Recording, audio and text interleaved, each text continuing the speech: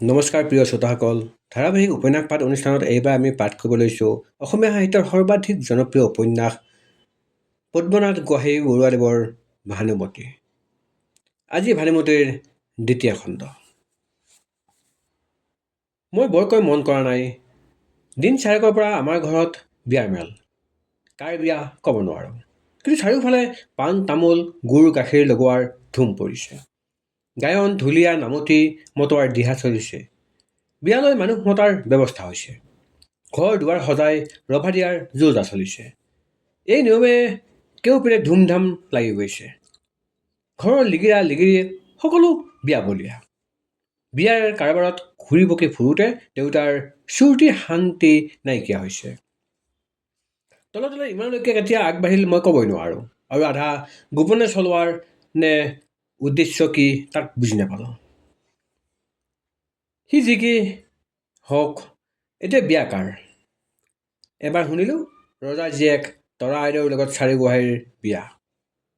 কথাটো শুনি পুনেই হতাশ হ'লোঁ, কিন্তু আকৌ ভাবিলোঁ যাৰে সৈতে তাৰ বিধাতাই যোৰা পাতিছে তাক কোনে খন্দাব। ভাগ্যৱতী তৰা আইদেউৰে সৈতে ভাগ্যৱন্ত চাৰু গোহাঁইদেৱৰ যোৰা মিলিছে, তাত মোৰ বেজাৰ কিহৰ? মই অভাগিনীয়ে গোহাঁইদেৱক ভাল পাওঁ, সেইবুলি তেওঁৰ ভাগ্যখনো মই কাঢ়ি ল'ব পাৰোঁনে? আৰু পাৰিলেও ল'ম কিয়? তেনেহ'লে মোৰ ভালপোৱা স্বাৰ্থপৰ হ'ব। মইতো মোৰ সুখৰ নিমিত্তে গোহাঁইদেৱক ভাল পোৱা নাই। তেওঁৰ সুখত তেওঁৰ সৌভাগ্যত মোৰ অপাৰ সুখ অসীম সৌভাগ্য। এতেকে এই কথাত মই কেতিয়াও বিয়া পাব নালাগে। তদুপৰি তৰা আইদেউ মোৰ প্ৰাণৰ সখী। তেওঁ সুখী হ'লেও মই সেই সুখৰ ভাগ পোৱাৰ নিচিনা। তৰা আইদেউ গোহাঁইদেৱৰ হৃদয়ৰ গৰাকিনী হ'ব, কিন্তু মইতো মোৰ গোহাঁইদেৱৰ চৰণৰ গৰাকীনী হ'ব পাৰিম? এই ফেৰি অধিকাৰৰ পৰা মোক কেৱে বঞ্চিত কৰিব নোৱাৰে। এক পুৰুষৰ চৰণ সহস্ৰ গোপিনীয়ে পূজাৰ বিধি আছে। ভগৱন্ত কৃষ্ণদেৱে তাৰ জ্বলন্ত পতন্তৰ দি থৈ গৈছে। ইয়াকে ভাবি চিন্তি নিশ্চিত হ'লোঁ। আনৰ লগত বিয়া ঘৰীয়া হ'বলৈও মোৰ মন গ'ল, কিন্তু যি ভাবিছিলোঁ সি নহয়। মোৰ তাতোকৈ অভাগিনী। মোৰ চিৰ দুখনি কৰিবলৈ বিধাতাৰ ইচ্ছা। মোক জীৱনতে জীয়াটো কৰিবলৈ বিধিৰ ব্যৱস্থা। মোৰ ইহ পৰকাল হানি কৰিবলৈ বিধিৰ বিড়ম্বনা বিয়া সিখন নহয়হে ইখন। ৰজাৰ কোৰলৈ বোলে মোক বিয়া দিয়ে। কি আচৰিত, কেনে অভাৱনীয় কথা! শুনি যাওঁতেই ব্ৰজপাত পৰি মই নমৰিলোঁ কিয়? মোৰ দেউতাই দি চায়নি কৰিবলৈ ব্যৱস্থা পাতিছে। মই যে মোৰ মৰণপাণ মোৰ হৃষ্ট গুৰ প্ৰাণৰ স্বামী। গোহাঁইদেৱৰ চৰণত মনে মনে কেতিয়াবাই সঁপিলোঁ। এতিয়া যে আৰু মোৰ ওপৰত আনৰ অধিকাৰ নাই। কিন্তু হাই, দেউতাৰ বা দোষ কি? তেওঁতো মোৰ অন্তৰৰ ভাৱ বুজা নাই। বুজিব কেনেকৈ? কাৰ্যত দেখাকৈ মোৰ মনোভাৱ মোৰ হৃদয়ৰ স্বামী প্ৰাণৰ ঈশ্বৰ গোহাঁইদেৱে জানিবলৈকো অলপ বাকীহে। তেন্তেনো কি উপায় হ'ব এতিয়া? এনে মহা বিপদৰ পৰা কোন গোসাঁইয়ে মোক উদ্ধাৰ কৰিব? এই মহা সংকটত মই কাৰ পৰা এফেৰি ভৰসা পাম? গোহাঁইদেৱলৈ লিখিম, দেহি ঐ কি হতে লিখিম? মোৰ কাপত তেনে নিঠুৰ কথা কোন মুখে ওলাব? এই অসহনীয় উগুল থুগুল ভাৱত তৰণি নাপাই এখুজি দুখুজিকৈ উমানত গৈ থাকোঁতেই ফুলনিত ওলালোগৈ। ফুলনিত মোৰ কিমান পৰ হ'ল ক'ব নোৱাৰোঁ। তাতে সন্ধিয়া লাগিল, গাৰ নোম নেদেখা হ'ল। ঘৰৰ ভিতৰত এটি দুটিকৈ চাকি জ্বলিছে। লিগিৰা লিগিৰীবিলাকে গৰু গাই বান্ধি ভিতৰ সোমাইছে। জাৰত কপি ছাগলী বুঢ়ী জুহালৰ ওচৰ চাপিছেগৈ। এনে পদূলি মূৰৰ কদমৰ ডালৰ পৰা ফেঁচা এজনীয়ে নিও বুলি মাতিলে। শুনি মোৰ ভাল লাগিল। এই মাতত আনকালৰ নিঠুৰ ভাৱ নাই। শুনি গা হাত লাগি গ'লহে। ফেঁচাই আকৌ বুলিলে নিও। মই ক'লোঁ মোকে নিয়া। এনে পিছফালৰ পৰা লৰি আহি কোনে অতি কাতৰভাৱে মাত লগালেহি, কিয় নিব তোমাক ভানু? নিব লাগে যদি মোক নিয়ক। উলটি চাই মই অবাক। দুয়ো অলপমান পৰ থৰ লাগি ৰ'লোঁ। তাৰপিছত গোহাঁইদেৱ। নক'বা সি কথা। মই প্ৰাণনাথ গোহাঁইদেৱ। নক'বা সেই কথা। মই হেজাৰবাৰ ক'ম, লাখবাৰ ক'ম।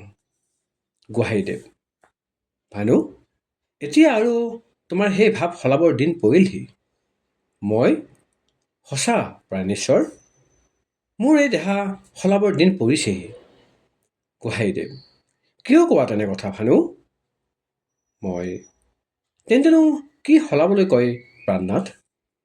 গোহাঁইদেৱ: উতলা নহ'বা ভানু, এতিয়া অস্থিৰ হ'বৰ সময় নহয়। নিজৰ ভাগ্যৰ শৰণ ল'বলৈহে এতিয়া সাজু হ'ব লাগে। মই: নহওঁ উতলা প্ৰাণনাথ, মই আজি আগতকৈ স্থিৰ। নিজৰ ভাগ্যৰ শৰণ ল'বলৈ আজি মই সাজু হৈছোঁ। গোহাঁইদেৱ: তেন্তে মোৰ প্ৰতি তোমাৰ এই সম্বোধন কিয়? এতিয়াৰে পৰা তুমি মোক ল'ৰাকালৰ লগৰীয়া বুলি মাথোন ভাবিবা। বিধাতাই তোমাৰ যাৰে সৈতে যোৰা পাতিছে, তুমি সেই ভাগ্যধৰৰ চৰণ চিন্তিবলৈ ধৰা। আগন্তুক বিয়াই তোমাক যুৱৰাণী কৰিব, তাৰপিছত তুমি পটেশ্বৰী হ'বা। কথা শুনি মই মূৰ্ছা গ'লোঁ। মই অলপ হুচ পাই: কিয় এনে নিৰ্দয় হৈছে প্ৰাণনাথ? আপোনাৰ মুখে এনে নিকুৰণ কথা শুনিবলৈ মই এতিয়াও জীয়াই আছোঁ। বতাহত উভলি পৰা কলপুলিৰ দৰে মই গোহাঁইদেৱৰ চৰণত উগুৰি খাই পৰি বিভ্ৰম হ'লোঁ। ক'ত আছোঁ, কি কৰিছোঁ, খন্তেকলৈ মই পাহৰি গ'লোঁ। গোহাঁইদেৱ বিচ্যুতি হ'ল। তেওঁ অতি যতনেৰে তেওঁৰ চুৰিয়াৰ থোৰেৰ আগেৰে মোৰ মুখখন মচি দি বিচেষ্টা হৈ ক'বলৈ ধৰিলে: ভানু, ভানু, কি কৰা? মানুহে দেখিলে কি বুলিব? মই: প্ৰাণনাথ। গোহাঁইদেৱ: ভানু, মই মহা বিপদীয়া। এনে সময়ত, এনে অৱস্থাত মোক তোমাৰ সৈতে ইয়াত অকলে দেখিলে মানুহে কি বুলিব? ইমান বিপদে বাটিছে। ভানু: প্ৰাণনাথ, আপোনাৰ বিপদ বঢ়োৱাৰ আগে মোৰ প্ৰাণ দেহাৰ পৰা বাজ হওক। গোহাঁইদেৱ: নক'বা তেনে কথা ভানু, মোৰ বিপদলৈ মই ভবা নাই। মই আজিয়ে এই দেহা এৰিব পাৰিলে ভাল পাওঁ। কিন্তু ভানু, মোৰ পৰা তোমাৰ কেনেবাকৈ বিপদ ঘটে বুলিহে মোৰ ভাৱনা। মই বুজিছোঁ, মই ইয়াত থাকোঁ মানে তোমাৰ মন স্থিৰ নহ'ব। আগন্তুক শুভ কাৰ্যত মই বিঘিনি ঘটোৱাহে হ'ব। সেইকাৰণে মই কাইলৈ পুৱাৰে পৰা মোক আৰু ইয়াত কেৱই নেদেখা। এই শেষ দেখা দি তোমাৰ ওচৰত বিদায় ল'বলৈহে আহিছিলোঁ। গোহাঁইদেৱৰ মুখত কি এটা ভয় লগা ভাৱৰ চিন বিৰিঙি উঠিল। তেওঁ কিবা উদ্দেশ্যত দৃঢ় প্ৰতিজ্ঞ যেন দেখিলোঁ। মোৰ মুখলৈ এবাৰ কাতৰভাৱে চাই তেওঁ উৎকেৰল হৈ যাবলৈ ঘূৰিল। মই পিছফালৰ পৰা তেওঁৰ ভৰি দুটাক গবা মাৰি ধৰি আকৌ দীঘল দি পৰিলোঁ। বেহুচ হ'লোঁ। গোহাঁইদেৱ: কি বিপদ? ভানু, তুমি নুবুজা কিয়? তোমাৰ এনে উতলাভাৱে কিবা ওলোটাব পাৰিবনে? অবুজ নহ'বা, মোৰ কথা শুনা। শুভ কাৰ্যত বিঘিনি নজন্মাবা। উঠা, ঘৰলৈ যোৱা। তুমি মোৰ এই কথা শুনিলে মই বৰ ৰং পাম। ভানু: প্ৰাণনাথ, মই প্ৰাণ দিওঁ, আপোনাৰ কথা মানিবলৈ সাজু আছোঁ। কিন্তু প্ৰাণেশ্বৰ, এই দুখুনী অভাগিনীৰো এটা শেষ কথা আপুনি ৰাখিব লাগিব। আপুনি মোক আৰু 2টা দিন দিয়ক। কাইলৈ নগৈ আৰু 2 দিন পলমে যাওক। গোহাঁইদেৱ অগত্যা মোৰ কথাত মান্তি হ'ল। ভিতৰত ছাগলী বুঢ়ীয়ে মোক বিচৰা যেন গম পালোঁ। ধীৰে ধীৰে গোহাঁইদেৱ পদূলি মূৰলৈ ওলাল। মই পিছ দুৱাৰেদি ভিতৰ সোমালোহি। ফুলনিত মোৰ বহু পৰ হ'ল হ'বলা। ইয়াৰ ভিতৰতে দেউতাই বোলে মোক 2বাৰ বিচাৰিছিল। আৰু তৰাইদেউৰ ওচৰৰ পৰাও 2বাৰ মোৰ ওচৰলৈ কোনোবা আহিছিল বোলে। মোক নাপাই ছাগলীবাইৰ হাততে এখন চিঠি দি থৈ লগোৱাটো গুচি গ'ল।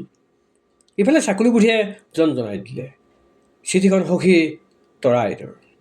তেওঁৰ হেনো মোৰ লগত এটা গুপুত কথা আছে। পাৰিলে কাইলৈ পুৱা তেওঁ এবাৰ মোক লগ পাব লাগে। মনতে শলাগি থলোঁ, লগ পাব। তাৰপিছত লৰালৰিকৈ ছাগলীবাইক সুধিলোঁ, দেউতাইনো মোক কিয় বিচাৰিছিল? ছাগলীয়ে ক'লে, বিচাৰিছিল কিয় কাকো একো নক'লে দেখোন। দেউতাৰ হাতত সোণৰ ফুল 2পামান দেখিছিলোঁ, তাকে দিবলৈ বিচাৰিছিল হ'বলা। মই মনতে শলাগি থলোঁ, সোণৰ ফুল পিন্ধিম। ছাগলীবাইক তাতে এৰি মই শোৱাৰ কথা পালোহি।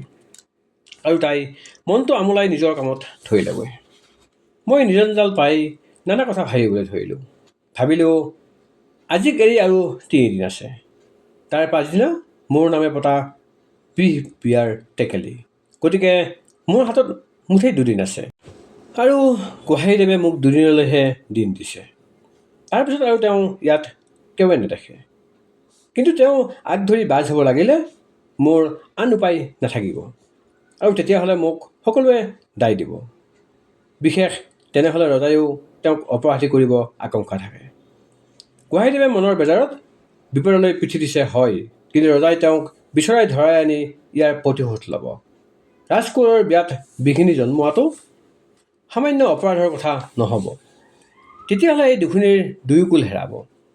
গোহাঁইদেৱৰ প্ৰাণলৈকো আকাংক্ষা আৰু ময়ো জীৱন্তে অনাথিনী হ'ম। এনেকুৱা বিয়াৰ বিঘিনি ঘটোৱাত কেতিয়াও গোহাঁইদেৱক কাৰণ হ'বলৈ নিদিওঁ। কিন্তু কি উপায়েৰে এই অসাধ্য সাধন কৰোঁ। বিয়াৰ বিঘিনি সম্পূৰ্ণ ময়ে নহ'লে আৰু অইন উপায় নেদেখোঁ। বিয়া মই ভঙাটো নহ'লে ইয়াৰ বিষময় ফল গোহাঁইদেৱ আৰু দেউতাৰ গাত ফলিয়াব। এনেকৈ ভাবি পাইছোঁ ঘৰৰ পৰা মই বাজ হোৱাটোৱেই আটাইতকৈ ভাল উপায়।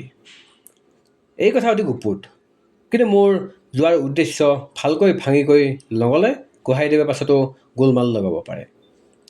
তেওঁ যদি আগৰ কথামতে 2 দিনৰ মূৰত মই যোৱাৰ পাছতো যায়, তেতিয়াহ'লেও সকলোৱে ভাবিব যে এইবোৰ দুয়োৰো কেতিয়াবাৰ পৰা আলচ। পিছে কি উপায়ে তেওঁক এই কথা জনাওঁ। মুখেৰে ক'বলৈ গ'লেও গোহাঁইদেৱ আগ হ'ব। তেওঁ মোক কেতিয়াও যাবলৈ নিদিয়ে। এতেকে চিঠিৰে জনাটোৱেই সবাতোকৈ ভাল উপায়। যাবৰ সময়ত বেৰ সৰকাই চিঠিখন তেওঁৰ শোৱা কথাত পেলাই থৈ যাম। ইয়াকে স্থিৰ কৰি লৰালৰিকৈ চিঠি এখন লিখিবলৈ বহিলোঁ। অলপ সময়ৰ ভিতৰত চিঠিত ভালেমান কথা লিখিলোঁ। চিঠি বৰ দীঘল হ'ল, তথাপি দুবাৰ ঘূৰাই ঘূৰাই পঢ়িলোঁ। পঢ়ি আঁচলৰ আগত বান্ধি থলোঁ। ভাত পানী খোৱা হ'ল। দেউতাৰ মুহুদিৰ তামোল কাটি দিলোঁ। বৰ হেঁপাহেৰে আৰু 2খনি কাটি থুৰিয়াই দেউতাৰ তামোল খোৱা বটাত লাহেকৈ থলোঁগৈ। দেউতা শুইছিল। মোক বটাৰ কাষলৈ যোৱাৰ গম পাই তেওঁ মাত লগালে, আই। মই উত্তৰ দিলোঁ, দেউতা। সুধিলে, কি কৰিছা আই। মোক শোকে খুন্দা মাৰি ধৰিলে। মোৰ মাত নোলাল। দেউতাই আকৌ ক'লে, আই শুই থাকাগৈ। মই গেনগেনীয়াকৈ উত্তৰ দিলোঁ, ভাল। দেউতাক দুখাই তেতিয়া পাটিত পৰিলোহি। কিন্তু মোৰ অন্তৰৰ পুৰণিত তৰণি নাই। দেউতালৈ চালেও মৰো, বাহিৰলৈ বিপদলৈ চালেও দবো। কি কৰিম বিবুদ্ধি। ছাতি ফুটি কৰিলে দেউতাৰ টোপনি অহা পলম হ'ব। সেইকাৰণে টানি মানি নিতাল মাৰি ৰলোঁ। কিন্তু মনে আকাশ পাতাল জুৰি ভৰিবলৈ ধৰিলে। বলেৰে চকু মুদি ৰৈছোঁ, কিন্তু কাণ সজাগ হৈছে। এইভাৱে অলপ পৰ আছোঁ। এতে ছাগলীবাৰ নাক বাজনি উঠিল। শুনি ভাল লাগিল। ভালেমান পৰ তলকা মাৰি ৰলোঁ। মাৰৰ ঘৰত শোৱা লিগিৰাহঁতৰো টোপনিত নাক বজা শুনিলোঁ। আৰু ভাল লাগিল। কিন্তু দেউতাৰ টোপনি অহাৰ গম ধৰিব পৰা নাই। তেওঁ শুলে টোপনি যোৱাৰ গম ধৰিবলৈ টান। এখনমান তামোল খাবৰ পৰ আকৌ নিতাল মাৰি ৰলোঁ। তাৰপাছত এবাৰ মূৰ তুলি চাওঁ, দেখোন দেউতাৰ টোপনি নাহিল। মই লাহেকৈ উঠি হাতৰ ঠাৰে ভৰি ঠাৰে জুহালৰ কোঠা পালোঁহি। তাৰ পৰা ধীৰে ধীৰে মোৰ বুলনি কোঠাত সোমালোগৈ। সোমাই চাকিটো জ্বলালোঁ। তাৰপাছত শুবলৈ অহাৰ আগেয়ে যতনাই থোৱা কাপোৰৰ টোপোলাটো নমাই ল'লোঁ। আৰু তাৰ পৰা উলিয়াই এখন চুৰিয়া পিন্ধি কঁকালত এখন চেলেং মেৰিয়াই ল'লোঁ। নিচেই তলত এটা বুকু চোলা পিন্ধি তাৰ ওপৰত এটা দীঘল চোলা পিন্ধিলোঁ। গাত এখন চেলেং ছটিয়াই ল'লোঁ। মূৰত এটা পাগুৰি মাৰিলোঁ। আৰু আঁচিখনলৈ ভালকৈ চাই 16 বছৰীয়া ল'ৰা এটাৰ দৰে হ'লোঁ। বাহিৰ ওলাই চোতালত ভৰি দিলোঁহি। এহেঁতে গছৰ ডালত ফেঁচাই কুৰু কৰি উৰুলি দিলে। মই মনতে শলাগি গ'লোঁ। ভাল কথা, মোৰ বিয়া হৈছে উৰুলি দিয়া। তাৰ পৰা মই লাহে লাহে গৈ গোহাঁইদেৱৰ শোৱনি কোঠাৰ কাষ চাপিলোঁগৈ। এবাৰ বেৰ জলঙেদি জুমি চালোঁ। দেখিলোঁ চাকিটি ধিমিক ধামাককৈ জ্বলি আছে। গোহাঁইদেৱে সাজ নহলোৱাকৈ বিচনাত পৰি দীঘল দি আছে। টোপনি নে হাড়েৰে নিতাল মাৰি আছে তত ধৰিব নোৱাৰিলোঁ। মোৰ হাতৰ মুঠিতে চিঠিখন, কিন্তু বেৰ সৰকাবলৈ সাহস যোৱা নাই। কি কৰিম। ইফালে ভিতৰত কোনোবা সাৰ পাই উঠে যেন লাগিছে। গোহাঁইদেৱে গম পালেও সৰ্বনাশ ঘটে। একো স্থিৰ কৰিব নোৱাৰি উচপিচাই আছোঁ। এনেতে কোনোবা লগুৱা এটাই টোপনিতে বলকি উঠিল। সি কোন কোন বোলা যেন মোৰ কাণত বাজিলহি। মই ঘামি উঠিলোঁ। মোৰ গাত তত নোহোৱা হ'ল। ভাবিবৰ আৰু সময় নহ'ল। কণা মোনাকৈ চিঠিখন বেৰ সৰকাই দি ভিৰাই লৰ ধৰিলোঁ। আঁতৰিবৰ সময়ত গোহাঁইদেৱক থিয় হোৱা যেন দেখি আহিলোঁ। মই উলটি চোৱা নাই। ভঁৰাল ঘৰৰ আঁৰলৈ পাণ কটৰে লৰ ধৰিছোঁ। পিছলৈ মই মন কৰা নাই। গাৰ চেলেংখনৰ এচাকল মাটিত চুচৰি শুকান গছপাতত লাগি জৰজৰাই গৈছে। মোৰ ভাৱ হ'ল লগাটো মানে গোহাঁইদেৱেই মোক পিছে পিছে খেদি আহিছে। উলটি চোৱা নাই, পাণ কাটৰে লৰিছোঁ। কিন্তু কোনফালে গৈছোঁ, কলৈ গৈছোঁ ক'ব নোৱাৰোঁ। তথাপি লৰিছোঁ, উলটি চোৱা নাই। পাছলৈ উশাহ নোপোৱা হ'লোঁ। বুকুত বতাহে খুন্দা মাৰি ধৰিলে আৰু এখোজমানো আগবাঢ়িবলৈ শক্তি নোহোৱা হ'ল। বহি পৰিলোঁ। বহুত আহিলোঁ যেন লাগিল। কিন্তু অলপ পৰ উশাহ লৈ চাওঁ, দেখোন তেতিয়াও মই আমাৰ টোলৰ দাঁতিতে। জিৰাবৰ সময় নাই। আকৌ টানি মানি আকৌ লৰ ধৰিলোঁ। এইবাৰ দক্ষিণমুৱাকৈ পথাৰ ওলাবলৈ ধৰিলোঁ। এইদৰে এচোৱা লৰ ধৰি এচোৱা বেগ দি পথাৰৰ মাজ ওলালোগৈ। পথাৰখনৰ সিপাৰে এখন গাঁও যেন দেখিলোঁ। গাঁৱৰ মাজ সোমোৱাটো নিৰাপদ যেন নালাগিল। সেইকাৰণে তাৰ পৰা পশ্চিমমুৱাকৈ বেগ দিলোঁ। এইদৰে দুখনমান তামোল খোৱাৰ পৰ গৈ এটা চাপৰিত উঠিলোগৈ। চাপৰিটো বৰ দীঘল আৰু বহল। ডাঙৰ গছ নাই। মাজে মাজে 2-4টা বিৰিণাৰ জোপা। দুইটাটিয়ে মানুহৰ গাঁও ভুই থকা যেন লাগিল। গতিকে সন্মুখৰ পোনেই বেগাবেগিকৈ আগবাঢ়িলোঁ। কৰমাত যাবই লাগিছোঁ। চাপৰিটোৰ সোঁমাজ পাইছিলোঁগৈ। এনেতে অকস্মাত মেঘে গিৰগিৰাই উঠিল আৰু অলপ পাছতে ক'লা ডাৱৰে আকাশখন ঢাকি পেলালে। লাহে লাহে তৰাতেও নেদেখা হ'ল। কেওফালৰ পৰা ঘোপ মৰা আন্ধাৰে মোক গিলি ধৰা দি ধৰিলে। কেনিও বাট পথ নেদেখা হ'লোঁ। তথাপি ৰোৱা নাই মই। গৈ আছোঁ। আৰু অলপ পাছত ঢেৰেকণিত কাণ তাল মাৰি যায়। সৰগ ভাগি মূৰত পৰা যেন লাগি যায়। কোনো কোনো বাৰ জুৰীয়াকৈ পাতাল ফটা গাজনি মাৰে। মই সেইপিনেই মাটিতে চেপেটা লাগি পৰোঁ। আকৌ উঠোঁ, আকৌ যাওঁ। এইদৰে পৰি ধৰি অলপ যাওঁতেই মৌচপা বৰষুণজাক আহিল। খন্তেকতে তিতি জুৰুলি জুপুৰি হ'লোঁ। তথাপি গৈছোঁ। মাজে মাজে একোবাৰ একো নেদেখা হওঁ। একোবাৰ জপজপাই বিৰিণাৰ জোপাত উঠোগৈ। একোবাৰ বিজুলীৰ পোহৰত বাট দেখা পাই এচোৱা লৰ ধৰোঁ। কিন্তু বিজুলীয়ে উপকাৰৰ লগত অপকাৰো মাতিলে। ইমান পৰলৈকে মোৰ মানুহ শত্ৰুলৈ মাথোন ভয় হৈছিল। এতিয়া বিজুলী চমকে যে মোৰ চকুৰ আগত ভয়ংকৰ ৰূপ দেখুৱাবলৈ ধৰিলে। মোৰ কেওফালৰ পৰা বন শত্ৰুৱে বেৰি ধৰা যেন পালোঁ। একোবাৰ চাটোকে বাঘটো দেখিছোঁ। বিৰিণাৰ জোপাটোক কিবা এটা বহি থকাৰ যেনে দেখি ৰওঁ। একোবাৰ ধৰিলেহি যেন লাগি যায়। মই থিতাতে মাটিত চেপেটা লাগোঁ। এইদৰে আধামৰা হৈ যাওঁতে যাওঁতে চাপৰিটো এৰাই গ'লোঁ আৰু ঢেৰেকণি ধুমুহা বৰষুণে অলপ সাম কাটিবলৈ ধৰিলে। ইয়াৰ অলপ পাছতে বতৰ আকৌ মুকলি হ'ল। আকাশত তৰাবিলাক আকৌ জিলিকি উঠিল। আন্ধাৰ ৰাতি বুলিও বাট পথ আৰু দাঁতি কাষৰৰ উৱা দি ধৰিব পৰা হ'লোঁ। দেখিলোঁ আগত এখন সৰু পথাৰ আৰু অলপ গ'লেই পথাৰৰ মাজত এজুপি অকলশৰীয়াকৈ গছ পাইগৈ। গছজুপি পাতে চোতে গপগপীয়া। তলখন জিৰণিৰ থল যেন লাগিল। লৰালকৈ গৈ গছৰ তলত থিয় হ'লোঁ আৰু এখন এখনকৈ গাৰ তিতা কাপোৰ কেইখন চেপি আকৌ আগৰ দৰে ভালকৈ পিন্ধি ল'লোঁ। এনেতে লাহে লাহে পোহৰৰ আভাস পোৱা গ'ল। পূবফালে ক্ৰমাৎ সেন্দুৰীয়া হৈ আহিল। ধীৰে ধীৰে আন্ধাৰৰ কলাবৰণে পোহৰৰ মুকলি বৰণ ধৰিলেহি। চাওঁতে চাওঁতে ৰাতিৰ আন্ধাৰ পুৱাৰ পোহৰ লৈ পালে। ময়ো লাহেকৈ গছৰ তলত গুটি সৰি পৰা দি পৰি বহি পৰিলোঁ। জীৱনত সেইদিনা মই ৰাতিপুৱাও দেখিলোঁ। দিনৰ পাছত সন্ধিয়া লগা বহুতবাৰ দেখিছোঁ।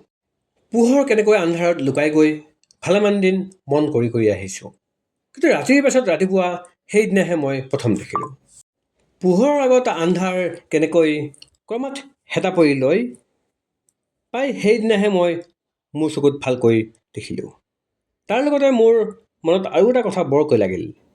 সংসাৰৰ সুখ দুখৰ এটা স্বাভাৱিক ৰূপ সেইদিনা মোৰ মনত বেছকৈ লাগিল। দিনৰ পাছত যেনেকৈ ৰাতি হয়, পোহৰ যিভাৱে আন্ধাৰত মাৰ যায়, মানুহৰো সুখৰ পাছত দুখ হয়, সুখৰ পীড়নত সন্তোষ লৈ পায়। ইয়াৰ আৰ্হি মানুহে নিতৌ দেখে, ময়ো দেখিছিলোঁ। আকৌ ৰাতিৰ পাছত যি নিয়মে দিন আহে, আন্ধাৰ যিভাৱে পোহৰত মাৰ যায়, মানুহৰো সেই দুখৰ পাছত সুখ হয়, সুখৰ পীড়ন সন্তোষৰ অনুভৱে হাত লগায়। ইয়াৰ আৰ্হি কিন্তু মানুহে সততে দেখা নাপায়। মোৰ নিচিনাকৈ কাচিত কেতিয়াবা যি চকুৰে ৰাতিপুৱা দেখিছে, সিহে এই আৰ্হিৰ ধাৰণা কৰিব পাৰিছে। সেইদিনা গছৰ তলত ততালিকে মোৰ মনত এনে এটা ভাৱ আহিল, দেহি ঐ, সংসাৰত মোৰ দুখৰ নিশা এই নিচিনাকৈ পোৱাবনে? এই ভাৱ উঠা মাত্ৰেই নানা চিন্তাই মন অস্থিৰ কৰি তুলিলে। শোকৰ চেপাত দুধাৰি চকুলো দুগাৰে বৈ পৰিল। গছৰ তলত বহি লোৱা মাত্ৰকে ভাগৰে হেঁচা মাৰি ধৰিলে। পৰ্বত এটা মূৰত লোৱাৰ সমান গা গধুৰ লাগি পৰিল। তদুপৰি ভৰিৰ ৰমৰমনি, ভমভমনি, খোজ খাই লগা ঘাঁ, অংগৰ চেকচেকনি, ভকভকনিত জ্বৰে বিষে একেঠাই হৈ উঠাৰ নিচিনা লাগিল। মই যেন সেইফালেই পৰি যাম, পৰি যেন আৰু নুঠিম। একেবাৰে নুঠা হ'ব পাৰিলেই মই পৰিত্ৰাণ পাওঁ। এইভাবে গা মন অৱস হৈ আহিল। এৰি যোৱা ভাৱনাৰ সোঁত আকৌ বৈ আহিল। ভাবিলেও আজি মই ক'ত? আজি মই কোন? আজি মই মুকলি পথাৰত, অকলশৰীয়া গছৰ তলত। আজি মই বাটৰ মাগনি। উপজিনৰ পৰা মই এনে মুকলি পথাৰৰ মাজত পৰা নাই। চকু দিশে চাই পঠালে এনে লাগে যেন ঈশ্বৰে আজি মোক আকাশৰ তলত নিজেই অকলশৰীয়া কৰি এটা মায়াচোৰৰ ঢাকনিৰে ঢাকি থৈছে। যিমানলৈকে দেখিছোঁ, কেউপিনে যেন আকাশ মাটিত লাগিছে। এই বহল ৰাজ্যৰ ভিতৰত সুদা ৰাজপাত খাবলৈ যেন মোক ঈশ্বৰে অকলেই ৰাজৰাজেশ্বৰী পাতিছে। আলাসত উটি ফুৰা চৰাই চিৰিকটিবোৰৰ আৱভাৱ চাই সৃষ্টি লীলা বুজিবলৈ যেন ইয়াত অকলে আসন পাইছোঁ। ওপৰত বনাই ফুৰা চিলনিবোৰলৈ একেৰাহে চাই থাকিলে এনে লাগে যেন সিহঁতে উলাহত উঠি ফুৰিছে। মাজে মাজে চি সুৰেৰে কাতৰভাৱে মাতিলে আকৌ এনে যেন লাগে সেই দুৰ্ভগীয়া চৰাই চিৰিকটি জিৰণিৰ থলহীন হৈ অমাই কমাই ঘূৰি ফুৰিছে। সিহঁতৰ এনে ভাৱ গতি দেখি খন্তেকলৈ মোৰ ভাগৰ বেজাৰত পাতল লাগিল। কিয়নো মই তেওঁ জিৰাবলৈকে এফেৰি থল পাইছোঁ, সিহঁতৰ সিও নাই। এনেবোৰ ভাবে মোক সেই মুহূৰ্তৰ নিমিত্তলৈ ক'ৰবালৈ উৰুৱাই নিয়া দিনিলে। গছৰ গাত আউজি বহি থাকোঁতেই মোৰ চকু মুঠ খাই আহিল। চিলমিলকৈ টোপনি এঘুমুটি আহিছিল। আকৌ চক খাই উঠিলোঁ। সাৰ পোৱা মাত্ৰকে শোকে খুন্দি আনিলে। সেই টোপনি ফেৰিতে মই দেউতা আৰু গোহাঁইদেৱক সপোনত দেখিছিলোঁ। দুয়ো মোক বিচাৰি বাউলি হৈ ফুৰিছে। দেহি ঐ, মনত পৰিলে হিয়া ফাটি যায় যেন লাগে। মোৰ দেউতাইনো মোক নেদেখাকৈ কেনেকৈ আছে? পুৱা মোক বিচাৰি নাপাই জানো শোকত বিহবল হৈ পৰিছে? কেউপিনে মোক বিচাৰি খলক লগাইছে নাই? আৰু গোহাঁইদেৱ, মোৰ প্ৰাণেশ্বৰ গোহাঁইদেৱো যেন বিহবল হৈ পৰিছে। কিন্তু এটা কথা, গোহাঁইদেৱে যদি মোৰ চিঠিখন পাইছে তেন্তে তেওঁ মনে মনে সকলো বুজি পাইছে। কিন্তু আৰু এটা কথা, জানোবা মোৰ চিঠি পায়েই তেওঁ মোক বিচাৰি আহিছে? তেনেহ'লে কি জানিবা, তেওঁ মোক ইয়াত পায়হিয়েই। এই কথা মনত খেলোৱাৰ মাত্ৰকে আকৌ গিৰিপকৰে উঠিলোঁ আৰু এছোৱা কোবাকুবি কৰি গৈ নিলগত এখন গাঁও দেখিলোঁ। গাঁৱৰ ওচৰ চাপো মানে ভোকে পিয়াহে মোক জুমুৰি দি থৈছে। পিছে অতি কষ্টৰে চুচুৰি যোৱা দি গৈ এঘৰৰ পদূলিমুখত থিয় হ'লোগৈ। দেখিলোঁ আদহীয়া তিৰোতা এজনীয়ে শাকনিত খুতুৰা শাক তুলিছে। মই তাইক ওচৰ চাপি কাতৰভাৱে ক'লোগৈ, আই, মোৰ বৰ পিয়াহ লাগিছে, এটুপি পানী খুৱাব পাৰানে?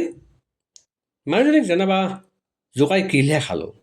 তাই মোক পেংলাই কৰি ক'লে, বাৰু মোৰ বোপাই, নোখোৱামনো কিয়, আমাৰ কিবা বন কৰি আহিছে। এইবুলি তাই আকৌ শাক তুলিবই লাগিল। মই তাৰ পৰা বেজাৰ মনেৰে আঁতৰি গৈ আৰু এঘৰৰ এজনীকে আতুৰভাৱে এটুপি পানী খুজিলোঁ। ইজনে মুঠেই চুইহে নিগিলালে। তাই মুখখন ভেঙুৰা ভেঙুৰিকৈ দেখুৱাই কেইআষাৰমান অবাইচ মাত মাতি মোৰ ওচৰেদি ভো ভোৱাই গুচি গ'ল। মোক শোকে ভোকে পিয়াহে খুন্দা মাৰি ধৰিলে। কান্দি পেলালোঁ। তাৰ পাছত আৰু তিনি ঘৰৰ তিনিটা পদূলি পাৰ হৈ এঘৰত এগৰাকী বুঢ়ীক হোটেল আহি পকাই থকা দেখি ভয়ে ভয়ে তেওঁৰ ওচৰ চাপিলোগৈ। বুঢ়ীটিয়ে মোক দেখা মাত্ৰকে মৰম লগাই সুধিলে, বোপাই, তইনো ক'ৰ পৰা আহিছ? বুঢ়ীৰ মুখে বোপাইৰ মাতষাৰ শুনি মোৰ মনত অলপ হাস হ'ল। মই লাহেকৈ ক'লোঁ, বুঢ়ী আই, মই ভালেখিনি দূৰৰ পৰা আহিছোঁ। আন কথা পিছেও ক'ম, পিয়াহত মোৰ প্ৰাণ যায়। বুঢ়ীয়াই মোক পানী তুমি খুৱাব পাৰানে?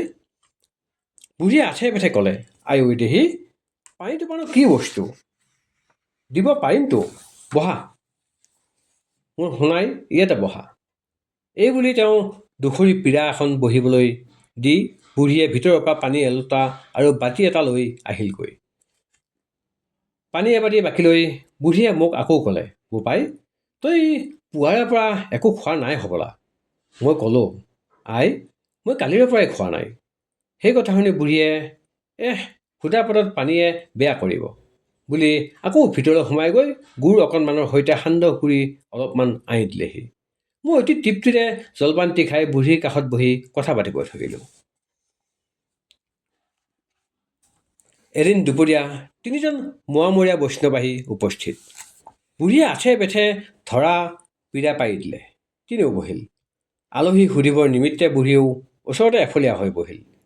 ময়ো সেইবিলাকৰ ভিতৰত হোৱা কথা বতৰাৰ ভাগ ল'বলৈ বুলি বুঢ়ীৰ কাষতে বহিলোঁ। বুঢ়ীয়ে ভকতসকললৈ চাই সকাম বা কি বুলি সোধাত বৈষ্ণৱ কেইজনৰ এজনে চমুকৈ যি ক'লে তাৰ সৰ্মম এই, ৰাজনগৰত বৰ বিপদ। কিছুমান দিন হ'ল কিবা ৰাজকাৰ্যত স্বৰ্গদেৱ ভটিয়াই গৈছিল আৰু গুৱাহাটী গৈ পাওঁতেই ৰজা নৰিয়াত পৰি স্বৰ্গী হ'ল। ইফালে বৰকোঁৱৰ ৰাজপাটত ৰজা হৈ তেওঁ অম্বিকা দেৱী কুঁৱৰীক বিয়া কৰায়। তাৰ পাছত 6 মাহমান ৰজা হওঁতেই ছত্ৰভংগ যুগ পৰাত তেওঁ নিজৰ কুঁৱৰীক ৰাজপাটত পাটমাৰি পাতি মুকলিমূৰীয়া হৈ বহিল।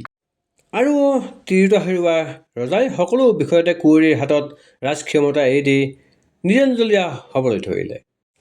ইফালে কুঁৱৰীৰ এদিনীয়া ক্ষমতাই ৰাজ্যত অশান্তি বিয়পাবলৈ ধৰিলে। আনকি ডাঙৰীয়া বিষয়া সকলো পেটে পেটে বৰ অসন্তুষ্ট হ'ল। আন সকলোতকৈ কুঁৱৰীৰ অত্যাচাৰ মোৱামৰীয়া মহন্তসকলতকৈ অতি অসহনীয় হ'ল। মহন্তসকলে গোসাঁনী নামানে। ইফালে গোসাঁনী পূজাত কুঁৱৰীৰ বৰ আসক্তি। সেইকাৰণে তেওঁ মহন্তসকলক পেটে পেটে বেয়া পোৱা হ'ল। আৰু লাহে লাহে এই হিংসা কুঁৱৰীৰ অন্তৰত বৰকৈ জ্বলি উঠিল। তেওঁ মহন্তসকলক ভালকৈ এসেকা দিবৰ মনে মনে আলোচিব ধৰিলে। এই উদ্দেশ্যই কুঁৱৰীয়ে দুৰ্গা পূজা পাতি তালৈ মহন্তসকলক নিমন্ত্ৰণ দিলে। ৰাণীৰ আজ্ঞা পালি সেইবিলাকে নিমন্ত্ৰণ পালিবই ধৰিলে।